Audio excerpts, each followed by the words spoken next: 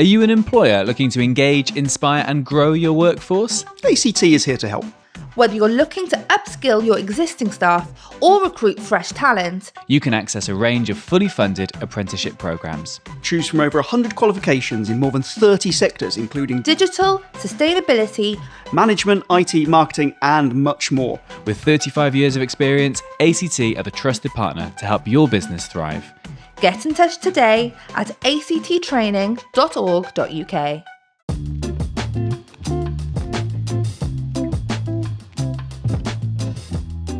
Hello and welcome to For Wales, See Wales, sponsored by ACT Training. My name is Robin Morgan. My name is Mel Owen. And my name is Will Hayward. Hello.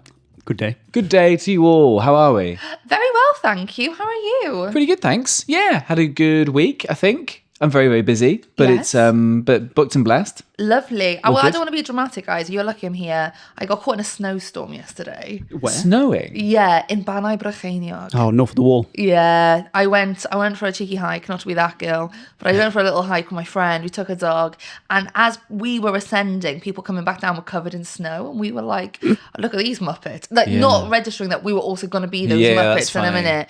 And then it was a blizzard. Where were you walking? So we started up Pen y Fan, well, Cornfee technically, went across Pen y Fan, and then we were going to do another summit, but then there was just so much ice underfoot Yeah. that we just couldn't do it. So we came back down the way we Were came. you weren't prepared, sort of? Not for the ice, no. There were people with are they called crampons? Yeah. Crampons? Crampons. Crampons. And I was there, my little trainers, it was I was slipping and sliding. put it Yeah, that way. sure. But yeah, so you're lucky I'm here. Did you get a good picture for Hinge though? No. Okay. No. Right, I got to the top, everyone was like, let's take the photo. It's just the fog. Just my little thumbs in the fog. That's it. Catfishing myself. How am I doing this? Jenny, I promise I'm hot. Okay? What a tagline on it. I promise I'm hot. So yeah, so it wasn't even bloody worth Yeah, it. But what a I think, shame. but I did record it on my watch. My watch told me well done for all the Nice. steps. So, Nice. yeah. Very good. When I play five-a-side, I put the activity on to work out how much I'm running. Yeah. Oh, you gotta do it. 100%. Do you Why look would I at when bother? you were like, had like a high heart rate to see when you'd like pushed, when you'd worked hard? No, but I do a week on week. I work out whether I've tracked back enough. Because I'm a team player. I'm not the most talented footballer or have any talent, but my goodness, do I run. Yeah. I'm exactly the same. I play five-a-side in Newport, and I'm probably the worst footballer, but I try the hardest. Yeah. Exactly. And it all levels out in the end anyway, doesn't it? Yeah. Do you play football? Not at all. Not at all. I mean, I don't think my foot would meet the ball at any Sure. point. I'd go for it. It would be stationary in front of me, and my coordination just isn't there. But I love watching women's football. Yeah. We should maybe set up a For Wales, See Wales versus politicians football match. Yeah. Yes. I'm up for it. I would Yes. love to do that. Yeah, I mean, you guys can play. I'll have some handy orange slices on Yeah, the yeah, side. sure. You can referee. Yeah, brilliant. Your I love thumbs judging will be coming people. through the mist. You're doing great, guys. Mel on VAR, up the Banai. No, just a misty thumb. It's looking like a no-go. Yeah. Yes. Guys, we've got the live show coming up 2 weeks away. Is it only 2 weeks? Goodness gracious. That's away. just flown. It's very exciting. It is. We're coming up towards the 200 number, aren't we? 200 tickets. 200 tickets. Goodness gracious. 200. We're like Beyonce. Yeah. We When are. she's starting out. Yeah, before she was 30. Yeah, if she's in Wembley with Are we nearly 200 are we tickets. Destiny's Child then? Is one of us going to have a glorious solo career? Beyonce, Kelly, the other one. Who is the other one? It's a good question. Michelle. Yes. Michelle, yes. I was going to say Steve. I guess it's Steve. Michael. I want to say Michael. JZ. Yeah. Well, yeah, absolutely. We're 2 weeks away from the live show. Cardiff Glee Club in the Bay. You can get tickets on the Glee website. And listeners to this podcast and people who are aware of this fact can get 20% off tickets by using the discount code FWSW20. Yes. Very exciting. Yes, well, we hope to see all of you there. 2 weeks. I'm actually slightly panicked now that I realise it's 2 weeks, but also very excited because I think it's going to be so great. We've got loads of cool stuff planned for the show. So it's going to be a podcast, but extra. Yeah. You'll miss out if you don't come. Oh, I you'll think so. massively regret it. Yeah. Massively regret it. Yeah. How would you go on with the rest of your year? I mean, you'd miss that. I don't want to make it too exciting, but you're going to be seeing somebody who had a shout out on GB News this week. Me. Oh, right. Did you? Did you? Were you Congratulations. dragged on GB News? No, I was complimented, which is in fact even worse. That is actually worse. Let's go for it.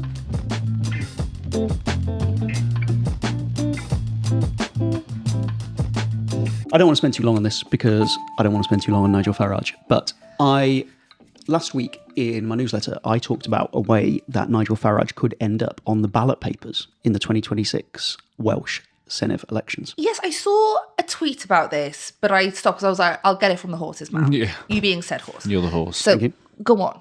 So obviously, Nigel Farage is an MP. He won't run in Wales, but Reform will run. And they're not naming a Welsh leader, which we've discussed as well about how disrespectful that is to Wales. But there is a way that Nigel Farage could end up on the ballot papers. Does anyone know what a party description is? I imagine it's a nice little sort of tagline underneath the party name. You have imagined correctly. I've got such a good imagination. On the money. So good at this.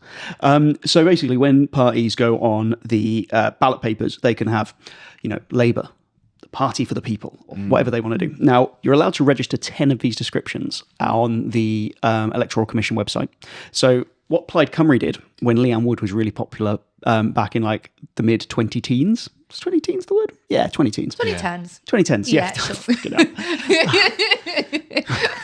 Got the word 10.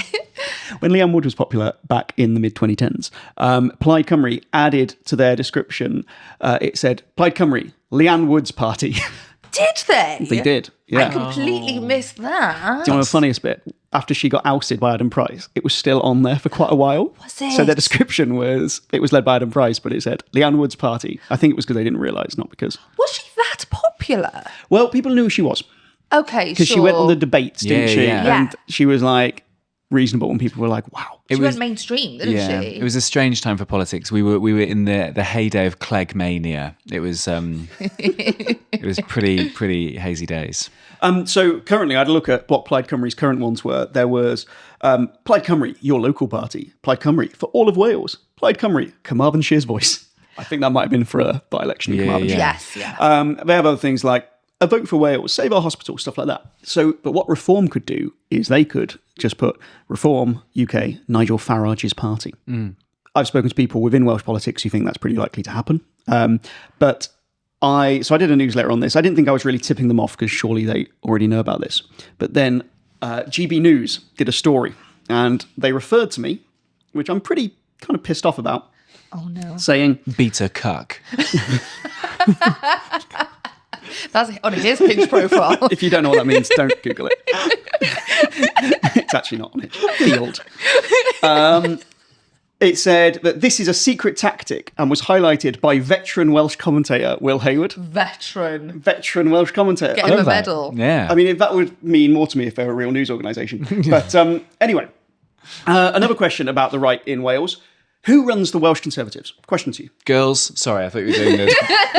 Sorry. Who runs the Tories? Girls. Such an ally. You can't turn it off. You He's great. can't turn it off. Beyonce the rain. Such an ally. Well, the obvious answer is Darren Millar, right? But as we know, also not true. It's a really good question because if you ask the Welsh Conservatives, they also don't know. Right. So there is no kind of Welsh Conservatives. There's no like Welsh branch of the Welsh of the Conservative Party.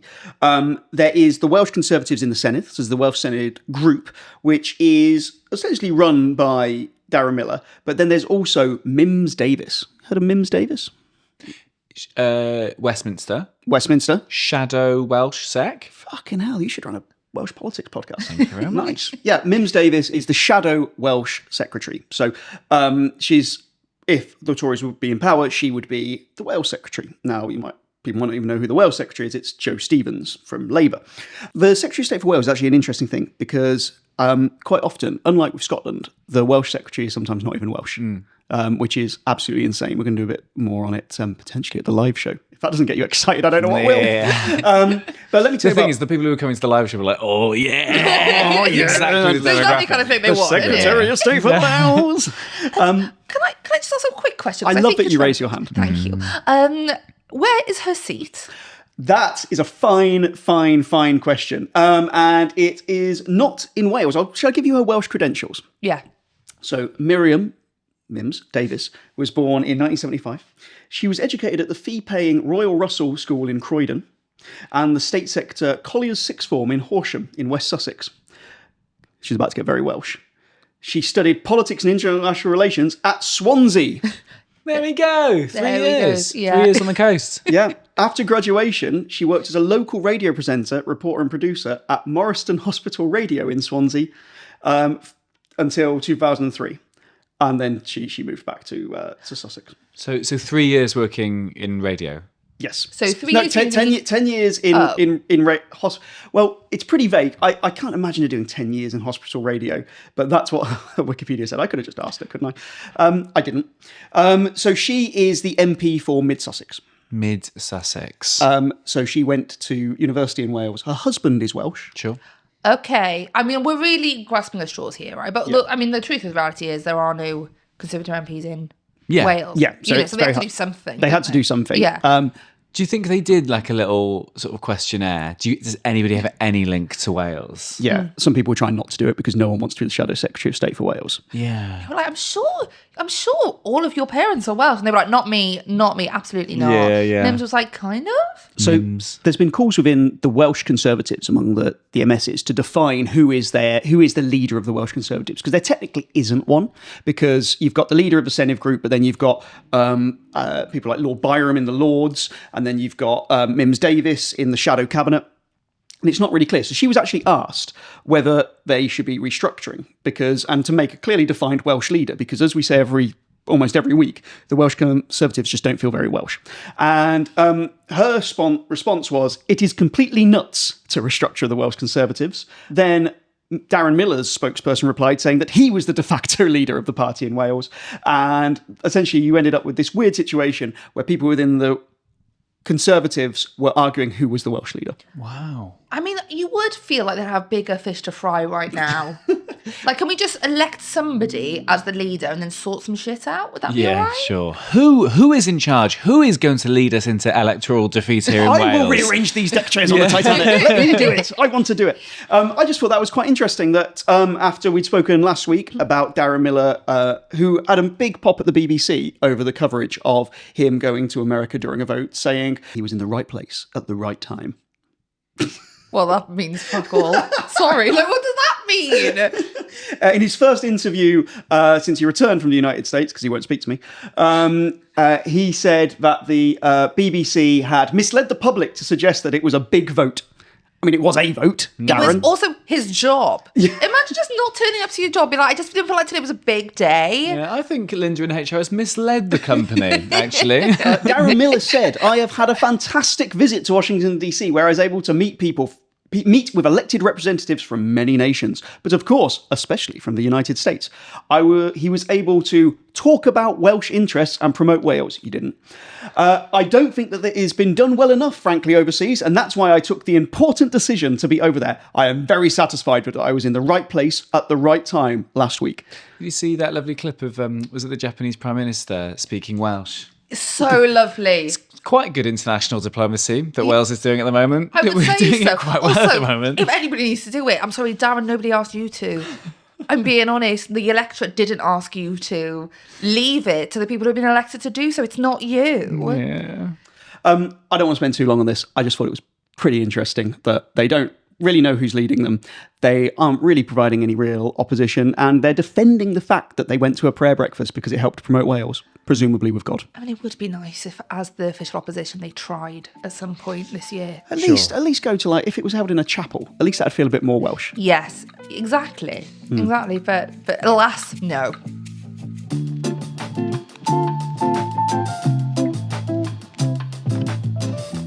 We're going to do another apprentice myth busting. Okay. Are apprenticeships expensive? Ooh. Well, I imagine so. You've got to, like, education is expensive. Like when you're learning, like student fees, student loans, all that kind of stuff. Cost of living, that kind of thing. My instinct is yes. Yeah. So if you're an employer who wants to put some of your staff on an apprenticeship, fully funded. Oh, wow. I did not know that, actually. There you go. Yeah. So ACT Training, who sponsor this podcast, provide apprenticeships, but they can advise employers on the best way to access funding and to be able to get their staff leveled up for whatever challenges they have in the workplace. Nice. If you're a young person looking to get onto an apprenticeship, or you're an employer who's looking to put their staff onto an apprenticeship, I recommend you go to acttraining.org.uk. That's acttraining.org.uk. Guys, would you say you work in the culture sector?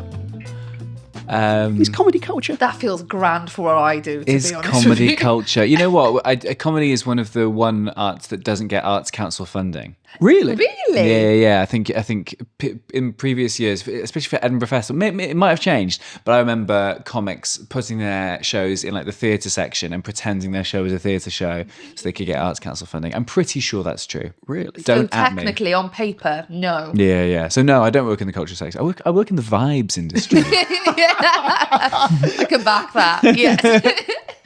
So I want to talk about cultural funding because we've talked a lot about things like the museum closing the other night, the museum situation. Indeed. Yes. Terrifying. Can I just say, I'm going to a silent disco at the museum like next month. I'm a bit you? nervous. It better be bloody The wall's open. just going to fall down. Yeah, well, I just hope it's open again by then. Is it open now? I think is back it is open. back open. I'm very excited about that silent disco. Are you going as well? I haven't got tickets yet, but I am going to. Yes. It's gonna be Yes, wicked. I'll see you there. It's gonna be sweet. Yeah, I was been bopping along. I won't know what you're bopping along to. No, this podcast. Yeah. That's what's going to be on the Blue channel. Yeah, big time. Did people just go, oh, that's interesting. Well, good insight, Will. I want to compare the cultural spending per person in Wales to other countries. So this is the amount that is spent by governments on culture within a country compared to the amount of people. So if you spent £1 million on culture and you only had 10 people, that'd be £100,000 per person, which would obviously be absolutely wild. Sure. But let's compare some countries. So usually the Scandi countries are a bit higher up, aren't they? So Iceland is £691 per person is spent on culture. A bit lower down, you've got Norway, £389. Denmark, £285. But also countries like France, £237 per person on culture. So for every person they've got, I mean, there's over 60 million people in France. That is a lot of money spent on culture. What do you think Wales spends? No. So bear in mind, countries like Austria spend £207 per person. Places like Hungary, down to 162 per person. Okay. What Are do we you in reckon the Wales is? hundreds? Oh, I don't want to know. As long as it's more than a meal deal, I think that's the bar. I'm gonna say £54 per person. We're £70 per person. 17 or 70? 70 £70 per person per year. per year. Okay. In the table I've got of European countries, only Greece spends less money than Wales. The UK average, so Wales is 70, the UK average is 90.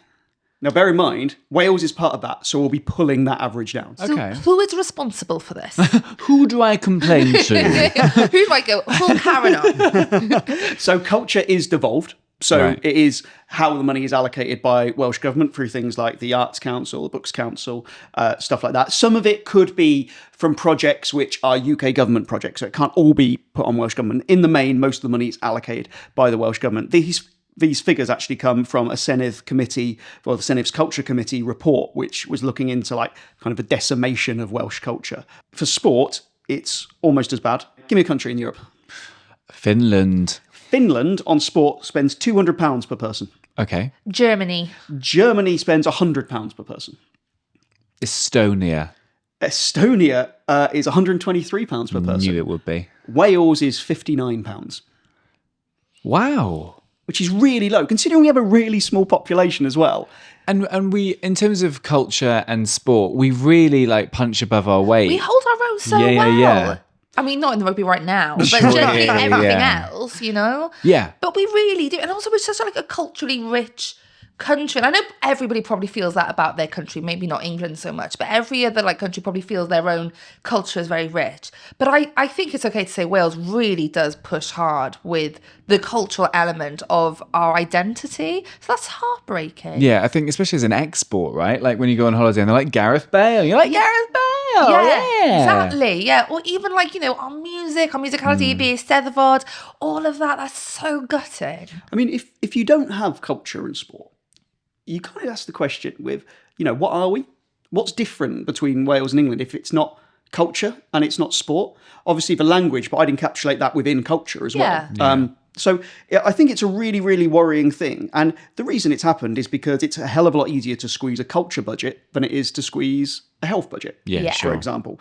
But I think when you look at stuff like that, it ignores the fact that culture and spending on the arts has a really significant knock-on effect on other things like education and health. Like there's the causation there. It's not just a woolly, oh, isn't it nice to have cultural spending? It has a direct impact on people's employability and their health and their well-being. And the fact that it's been really going well, I think is pretty devastating. People just don't realise. Forgive me for being ignorant. How does culture impact health? Loads and loads of different ways. So it can make a difference for social engagement. So we know that people who are engaged within their community more are more likely to have positive health outcomes. If you are engaged in culture, you are more likely to be inclined to travel. You are more likely to be employable, which also has a knock-on impact on health. Things like just actually being able to get out of the house. There's loads and loads of studies, which I can bring next week. I don't have them to hand, which actually could be quite interesting, where it does have a demonstrative impact on well-being and wellness, which really is what a state should be about. Yeah. It's really interesting. Yeah, I mean, not that I defend the Welsh Government all that often, but in all fairness, I can understand the point you were making, Will, about it is easier to squeeze something like that than it is with health. And, it is a privilege to prioritise culture and the arts within your own personal life. And there will be a lot of people who are worrying about, feeding their families, heating their homes, having to work 2 jobs and all of that. Going to the theatre, not a part of their life whatsoever. And it's a privilege to be sad about those things. I do want to kind of correct myself on that, because whilst it is heartbreaking, I do understand for many people that won't be a priority. But like you've pointed out, this does have a knock-on effect to so many other elements of our lives. Yeah, I think you're right. I think the problem is when you cut the arts, the people that miss out, it makes the arts more elitist. Yes, 100%. It makes it, the people who will still be able to engage with the arts and take part will be people who are of means and are able to do it.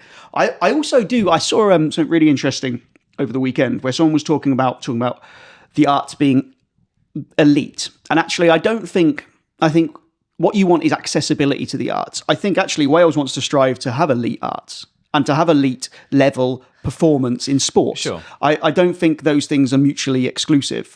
That's a bit of a kind of tangent, but that was something I found quite interesting, that we argue, like, what we do is we want Wales to be kind of, it sounds very Boris Johnson, but world leading in these things. 100%. And as we've said, we are, we punch above our weight. Sport is a huge thing, both the arts and sport, very, very, I'm passionate about both of them. In terms of sport, there's a reason that rugby here is a working class game, because it's accessible for all. But same as football, all you need is a ball and space to do it. There's a reason that we might not do tennis and cricket and rowing and all these kind of like where you need a lot of expensive equipment and you need areas to do these things. Art being accessible to all is like one of the hills that I will kill myself on. Is that the phrase?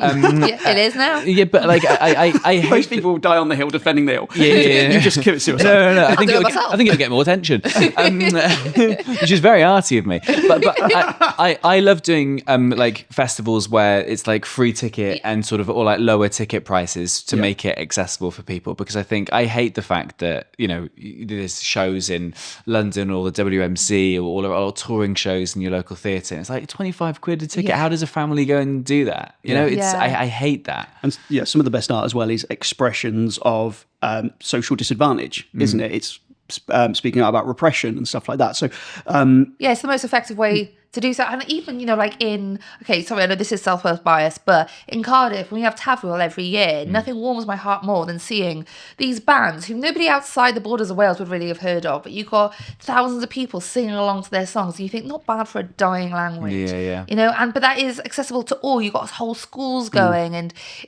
we're so culturally rich in Wales, and we really do need to protect that as well as we can. But so the Welsh Government have been under a lot of criticism over the last 3 weeks, and I'm sure completely coincidentally, the UK government announced funding for 2 cultural projects over the weekend, and that was for 10 million for Venue Cymru in Conway and 5 million for the Newport Transporter Bridge, which they argue will play a crucial role in the tourism economy. You have to street dance over that bridge. That's how it links to art, I think. You have to be in a street troupe to use it. So they got flash mob going to over. pop some moves on the way over there. I'm not slagging off the Newport Transporter Bridge. Okay, it's very close to where we're recording now. I respect it as a bridge. I think as a structure. I think as an art installation. I think arguing that it's a major cultural project. I mean, it's a stretch, isn't it? Yeah. It's a stretch. That's very, art is all around us. Yes, it could exactly, be anything. yeah. It could be this traffic cone. It could be all these people in A&E. It's beautiful. Yeah. One structure I do think is a work of art is that golden croissant thing in Swansea. I don't know what this is. Oh, is that the big arena thing? Is that what it is? Or else I drive under it sometimes, but like I think that's it what looks we're like a talking- golden croissant. Yeah, yeah. And I do think it's a work of art. I mean, it's so ugly that it's beautiful. Yeah. I tell you what, any listeners, let us know what you think are the best underappreciated bits of artwork in Wales. Yes, we hope most of them are bridges, just to go for the influence. Exclusively bridges. Yes. Yeah. I don't actually look at any other that isn't a bridge. I want to move on to something else which is really underfunded in Wales, and that is our national parks.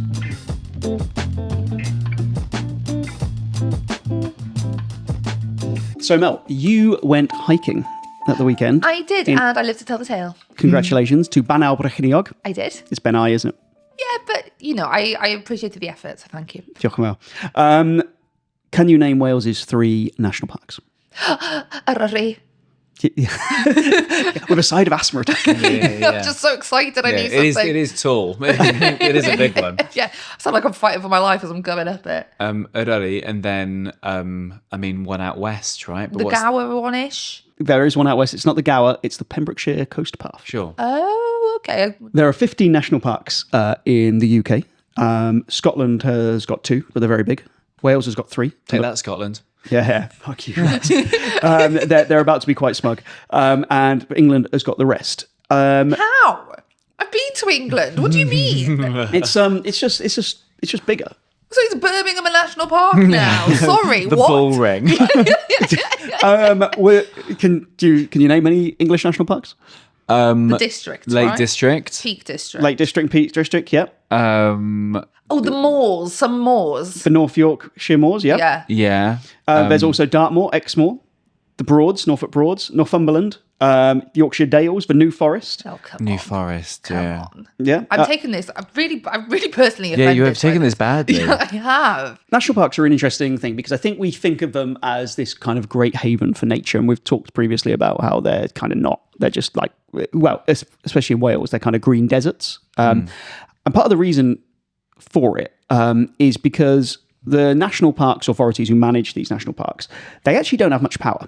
Their only power they really have is around planning. National parks are essentially areas that have gone, this looks really nice, let's not change that. And so it's really hard to develop in national parks, which I think people will be like, yeah, I think that's not a bad thing. But what it means is that anybody who's rich, who wants to buy something that they know is going to stay looking pretty, they will just buy within a national park. And then everybody buys in that national park has a vested interest in having nothing change in that national park because they've essentially bought a postcard.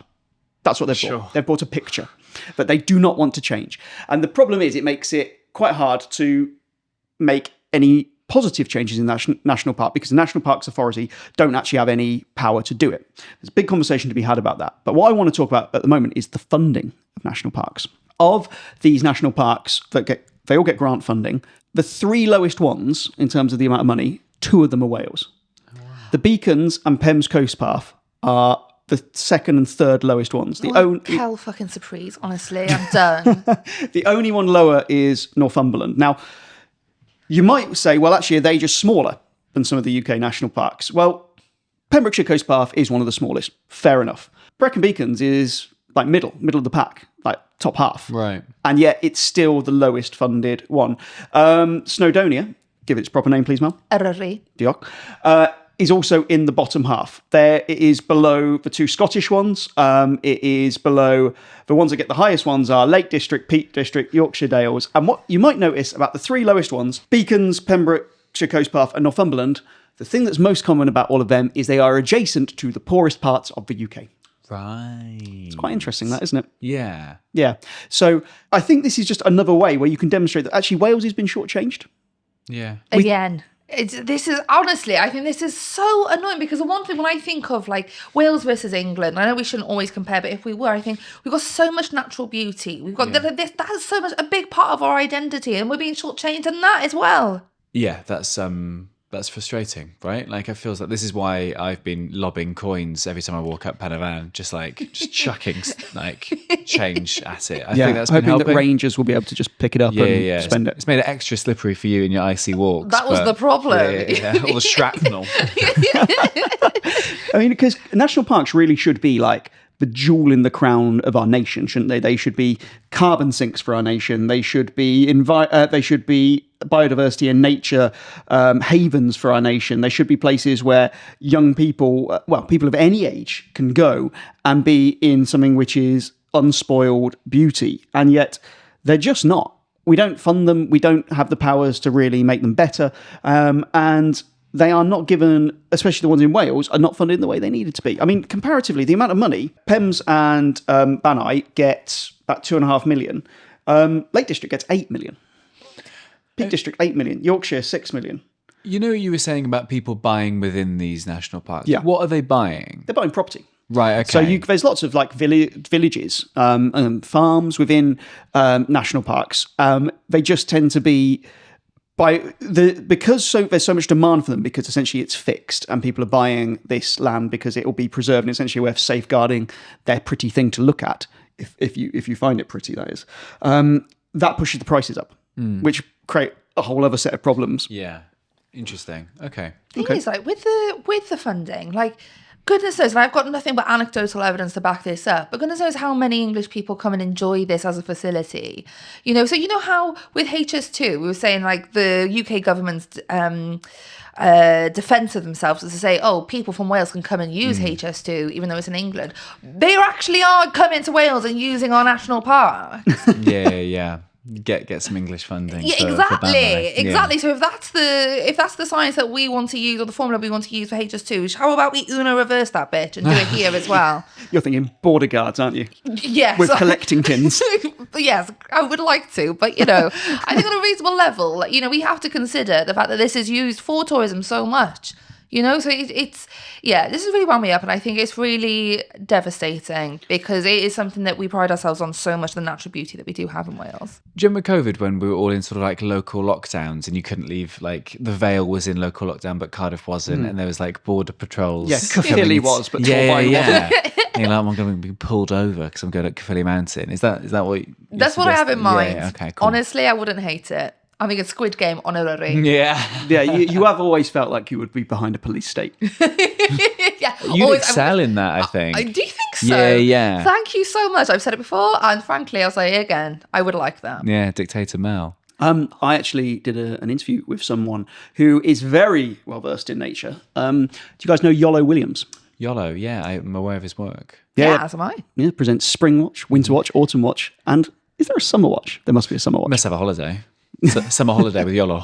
He's got a series on S4C, maybe not at the moment, but a couple of months ago with his son, where they went on safari in one of the African countries. Was it Zambia? Wow. Yeah. And they went round. It was very good. It was a really good series. What a cool job.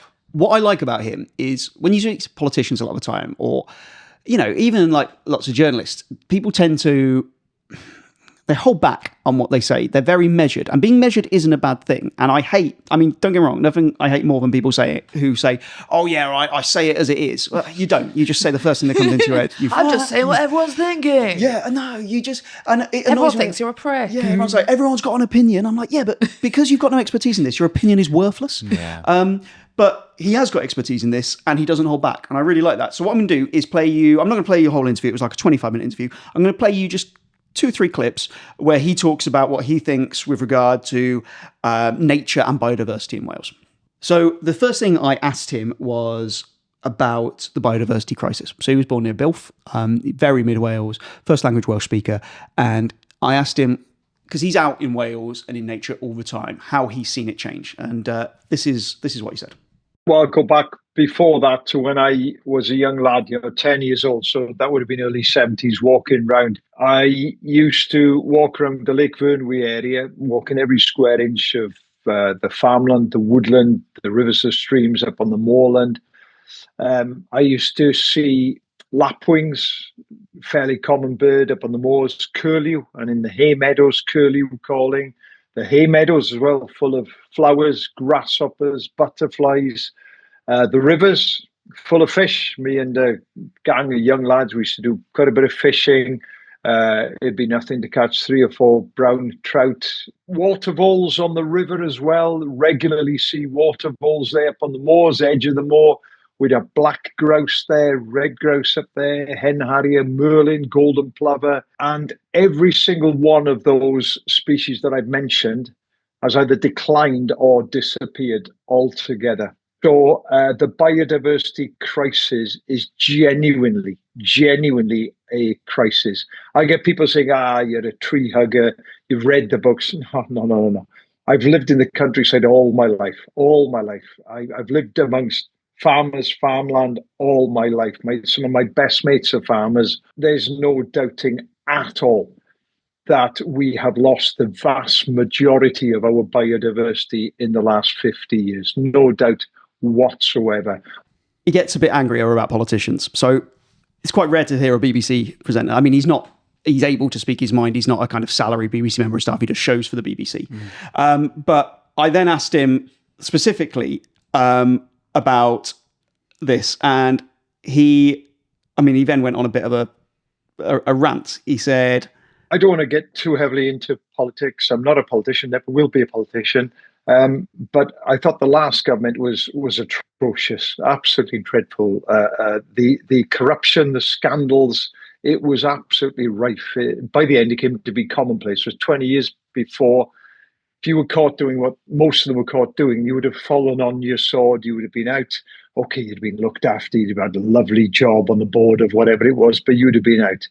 But the last government, they could do whatever they like and just got away with it. I voted for this new government, this UK government we now have. I won't vote for them again because they've gone against some of their promises, especially when it comes to looking after our biodiversity. And I'm absolutely disgusted with it, genuinely dismayed and disgusted with it.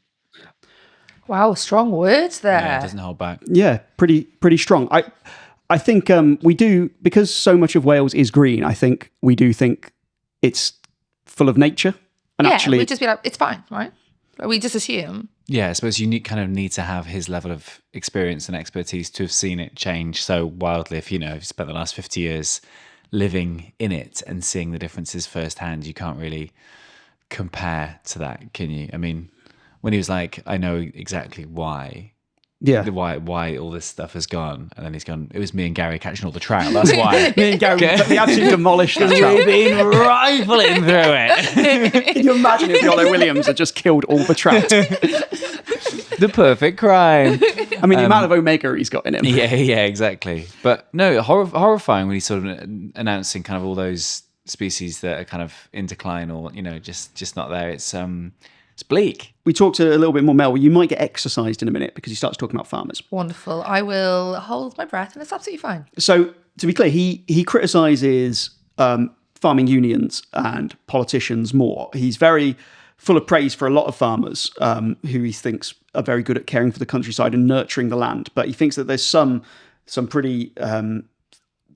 he's very frustrated about the sustainable farming scheme, which was we talked about in a previous episode, the legislation was going to come in to replace the EU legislation and has now basically has been delayed until at least the summer when they're going to announce their plans. But it's just taken so long. And this will be a key way of helping nature, allegedly. But they keep cutting all the obligatory bits that would help nature. So I'll just play you his next bit where I asked him about the specific things that could have made a difference. The sustainable farming scheme, that should be up and working. Yes, it needed tweaking, there's no doubt about that. But if I was a politician, I wouldn't listen to the NFU. I would not listen to the FUW because they are the worst. I would listen to some of these nature-friendly farmers who are out there, and they are out there, some genuinely fantastic farmers who actually care about the countryside, care about the future for their kids as well, not just keeping them on the land farming, but actually keeping the wildlife there as well. That's the line that I would have gone down. Of course, they've reneged on that. They've said, oh, yes, it'll be out next year. Well, they won't be out next year. We're not quite sure when it'll be out. Biodiversity targets have gone by the by. Mm-hmm. It's dismal. It is genuinely dismal. And for the UK government, for Keir Starmer to say, oh, anyone protesting against development, they're NIMBYs, and he's not going to allow a couple of bats and a newt to get in the way of new developments. What an irresponsible thing for the Prime Minister to say. It's something you'd expect from someone like Boris Johnson, but not from someone as educated as Keir Starmer. But as I said, I will never, ever vote Conservative, but I will not vote for Labour again. I remember hearing Keir Starmer, because Labour are going big, aren't they? UK Labour, growth. Everything is growth. We have to get growth, and growth is important, and obviously how that growth happens is also very important. But that line he said about he's not going to allow bats and newts to get in the way of planning, I think is such a, these things are in place for a reason. It's not just environmental protections which stop developments happening. There's loads of land, for instance, that the UK government, the Welsh government and several councils own, which they can kind of already develop, which they haven't developed, which they haven't got round to doing, or they haven't done anything meaningful on it. He's just trying to appease that kind of right-wing, Well, it's a populist move, right? Yeah, exactly. And it's really frustrating because they're never going to appease those people. No, they're never going to vote for you. Yeah. That's not going to happen. They're never going to be happy with what you put forward at the end of the day. There's no point rolling around in the mud with them. 100%. You can never go far enough. They're going to vote for who they're going to vote for. So win over the people that within your circle. Yeah, the idea that someone's been a bit radicalised on Facebook and he's now going to go, well, I hated Labour, but then I heard what Keir Starmer said about bats, and now I really, really will vote Labour. It's just bollocks. They end up pleasing no one. Yeah. I think the point that you made as well about there were, most reasonable people can understand we need more housing in the UK, generally is an emergency. But there is loads of land which that can be built on that isn't going to affect the biodiversity in such an awful way. And hearing Iolo there list all of the things that aren't around anymore, that he's so introverted into it. And I think we do have to treat these clips with, not caution, but the fact that he has got such a vested interest and there is a wider image as well. And, these are his priorities, absolutely. So you have to have people in every corner that prioritise everything. And there is a happy medium and a middle ground with everything. But that's so alarming. Yeah, I think what populists have been very good at in this country is acting like it's growth or nature. It's growth or net zero. And it's such a fallacy. It's just not true. It's perfectly possible to have both of these things. Yeah. And you have to have these things. Yeah. It's absolutely possible. It's just incredibly, incredibly frustrating. I won't play the clip, but I said, do you get frustrated? What can be done? And he said, ultimately, the decision needs to come from governments, but individuals can do their own thing. So I'm going to ask you guys, what do you do in your gardens or in your area to help promote nature? We have proper grass. We haven't put plastic turf down. My kids bring back bug hotels that they've made in school. That's so wholesome. Which are blowing around broken in the wind. And I've stopped fracking. Such a man of the people. You're welcome. Just be the change you want to see, I think. Yeah, look, tell Iolo that. Tweet him right now. Tell him Robin Morgan's the guy you need to speak to. I can't compete with that. I sing You're to still the birds. fracking. Yeah, I'm still fracking. You know me. I sing to the birds in the morning. Nice. They enjoy that. I remember a few episodes ago, you really praised my family farm for the nature corridor, so I'm going to take credit for that. Love that. Thank you. And I think that's the thing. I don't think you should ever criticise individual people, because there is a hell of a lot for people to do. There's so many things to prioritise. There's so many things that people need to do. I don't really want to get on the back of people saying you haven't done enough. That's what governments are for. Yeah. You pay taxes and you elect them to make a difference and manage your nation and your society. But I've gone all out in my garden. What are you doing? So I've got a pond. I dug a pond. Wow. I dug a pond. I've got... Is that where your tortoise lives? It's not a turtle. It actually can't swim. It would just sink. Oh no! It's got armbands. Little flippers. Yeah. Flipper bands. I introduced frogs. I've got some tadpoles, but I didn't know if they'd survive because it's it's quite hard to get out of my. It's like a terrace house in the middle of Adamsdown in Cardiff. And for me, it's been the first year. So I took them from my uncle's house in a bucket. How did you transport the bucket, Will? Well, this is a very good question. So I had it on the back seat, and there wasn't a lid. So I cling filmed the top of it, and so I cling filmed the top of it, and then I put foil over it, and then I Like it's a casserole. Like a sourdough starter, Will. but I was also taking a lot of stuff with me, so I put it on my back seat and I put the seatbelt across it.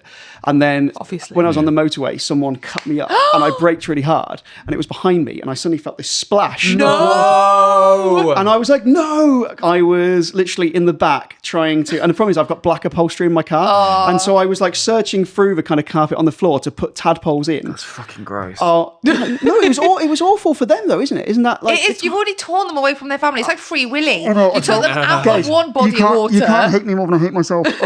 Imagine you taking Free Willy, jamming in the boot of a Ford Focus. So anyway, I got back to my house. So this was like, so the next year, I didn't see any of the frogs or the tadpoles. I thought this hasn't worked. Yeah. You never guess what?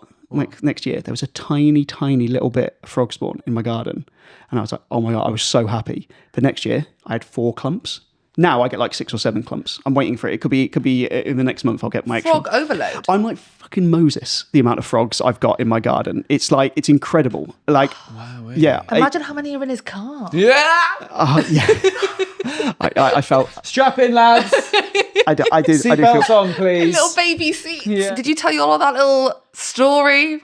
I told him that I had a pond. I wanted And him you to didn't like tell me. him how the massacre that went down for you to get your little population of Sounds like froglets. what you're trying to do is trying to turn your garden into a nature reserve to get some sweet, sweet fucking funding. That's what you're trying to do. Yeah, that's basically it. Yeah. That is basically it. I love that for you. I know producer Darryl was looking at us like, why the hell are you guys still talking? Yes, great. Oh, on our family farm, we have hives, beehives. Oh, fuck off now. We do. We have our own honey. I'll bring you some. Do you guys like honey? Oh, I love I honey. love honey. This podcast is sponsored by Mel's Honey. Mel's honey. And can you bring me some dead frogs, please? Fucking hell. You dip in. You to the kill a honey. few thousand tadpoles 6 years ago, and everyone just Once. hates you. Guys, I imagine you guys thrived at school, did you? I was a pleasure to teach. I bet you were. How about you, Will? Academically, yes. Socially, no. Oh, bless you. Well, guys, would you have felt more comfortable being taught in a shipping container, do you reckon? I don't know. I have no answer to that. Why'd you ask? Well, funnily enough, our sponsor, Lion Containers, Of course. do fabricate some container classrooms, which are like, extra learning. They call them learning spaces now, I think, in schools. They're Right. shipping container learning spaces. They're really well lit because you can have all these French windows in. Yeah, of course. They're just a more comfortable learning environment for a lot of children who find the classic classroom a bit restrictive. Because I can't believe I'd forgotten this. I was taught in a shipping container in year 4 in Northamptonshire for the year because there was an issue with our school. And the problem with the shipping container, it wasn't designed for teaching. They'd kind of repurpose it themselves. But Lion Containers actually will tailor it to people's specific needs. Exactly. They've got expert engineers who can help modify the shipping container to suit your exact needs. So if you're a school who needs a learning space for people who will perhaps be a little bit more comfortable learning in a non-classical environment, then maybe a shipping container classroom is exactly what you need. And to get one of those, you go to www.lioncontainers.co.uk.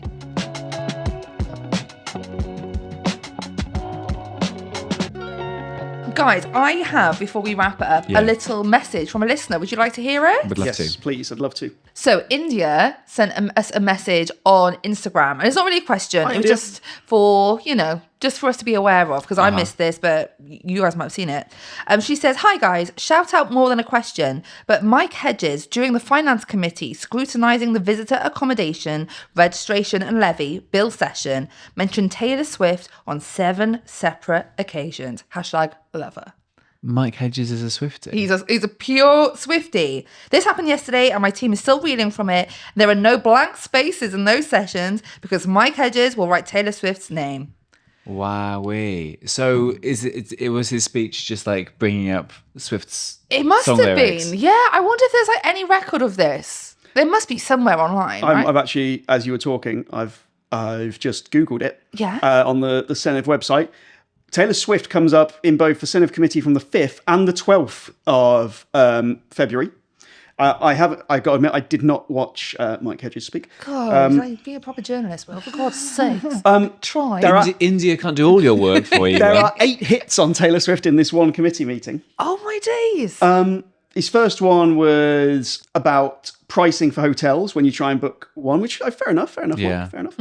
In response, this person who appears to be from the hotels industry said, "It's unfortunate we've not got Taylor Swift in every town every night. There are an awful lot of days where we're Taylor Swiftless."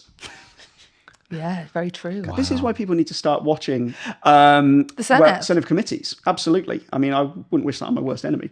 But Taylor Swift to come up. So, how influential must you be to come up in the Senate 7 times in one committee meeting? Yeah, that's quite impressive. That is brilliant. But yeah, but thanks, India, for the observation. I would not have known. Mike Hedges also said, "I've mentioned Taylor Swift more times than I ever thought I would in this meeting, but prices have doubled, trebled when Taylor Swift comes to Cardiff." Mike Hedges absolutely chancing his arm to try and get some free tickets next time Trying she to comes be a to the Keir UK, Starmer. right? 100%. Yeah, he is. 100%. He's like, get me some sweet cunts. Yeah. An hour later, I go back to Taylor Swift again. Okay, Mike, just give him the bloody tickets. Oh my God, he did mention Taylor Swift a hell of a lot. And he was talking to Mark Drakeford, which is even better. Those two talking about Taylor Swift is... Mark Drake was like, who? Taylor Swift. I believe that's one of the fastest flight birds. Yeah. Well, she does fly a lot. She does fly a lot. Yeah. She does fly a lot. Very nice stuff. Big thanks to ACT from acttraining.org.uk for your apprenticeship needs. Really appreciate them supporting the podcast. And a huge shout out to Heyman Media, where we record this podcast in Newport. They're absolutely lovely bunch. And if you want to start a podcast, it's all, just have a cup of tea. Come Pictures on, and video and come on down. They're the best in the business. Yeah, if it wasn't for them, this podcast would have been 2 hours talking about tadpoles. Yeah. They have cut this down fantastically. I'd love the idea that they cut out the entire tadpole bit, so that comes as a complete non sequitur. That's my hope. I'm going to be honest with you, Robin. I really hope they do cut the whole tadpole bit. Else Iolo won't speak to me again. Brilliant. Make sure you sign up to the live show. Yes, please do. See you on the 2nd of March. I'm Mel Owen. I'm Robin Morgan. And I'm Will Hayward. See you later. Tadpole. Ta-da!